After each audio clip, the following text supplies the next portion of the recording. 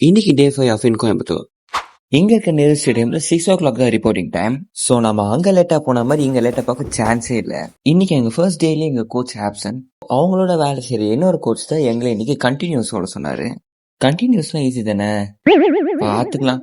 நாங்க ரன்பர் கிளப்ல இருக்கும் போதே கண்டினியூஸ் 10 ஓடுவோம். அது ஒரு பெரிய கிரவுண்ட் வேற. இது சின்ன ஒரு தானே, ஓட்டிடலாம் அப்படின்னு நினைச்சதுதான் தப்பு. அவரு வெறும் ஜஸ்ட் 7 ரவுண்ட்ஸ் தான் ஓட சொன்னாரு. நான் கரெக்டா 6வது ரவுண்ட்ல ஓடுறேன். சரியான முதுகு வலி. என் தம்பி எனக்கு முன்னாடி முடிச்சுட்டாங்க நின்று இருக்கான்.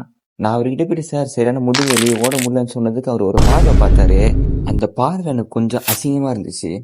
என் தம்பியால ஓட முடியுது, நம்மளால ஏன்டா ஓட முடியலன்னு யோசிச்சிட்டே இருக்கும் போது தான் எனக்கு ஒன்று தோணுச்சு. ஆக்சுவலா எனக்கும் அவனுக்கும் இருக்க ஒரே டிஃபரன்ஸ், அவன் ரொம்ப ஒல்லியா இருப்பான்.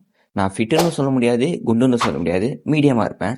லாக்டவுன்ல இருக்கும் போதெல்லாம் வீட்டில் சும்மா ஒர்க் அவுட் பண்ணுவேன். ஸ்கூல் டைம்ஸ்ல இருக்கும்போது அதை லைட்டாக விட்டுட்டேன். ரன்பர் கிளப் போனதுலேருந்து அதை பண்ணுறதில்ல, ஏன்னா ரன்பர்லேயே பார்த்துப்பாங்க, விட்டுட்டேன். கோயம்புத்தூர் வந்ததுலேருந்து நம்ம எக்ஸசைஸும் பண்ணல, ரன்பரும் போல. ஸ்கூல் ஸ்டார்ட் பண்ணுற வரைக்கும் நம்ம வீட்லேயே ஒர்க் அவுட் பண்ண போகிறோம். நம்ம பட்ட அசிங்கத்தை நாமளே துடைக்க போகிறோம். ஒரு அத்லெட்டுக்கு அவனோட அப்டமனும் ஆப்ஸும் ஸ்ட்ராங்காக இருந்தால் மட்டும்தான் அவனோட காலை இழுத்து போட்டு ஓட்ட முடியும்.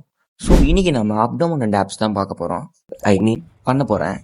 ஃபர்ஸ்ட் சைடு அப் ankle taps, இது 20 reps. Second leg race toe touches, இது 20 reps.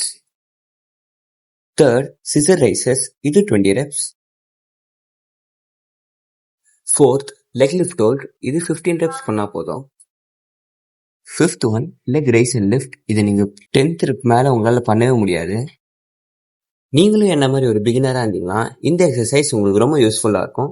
சேவ் பண்ணி வச்சுக்கோங்க.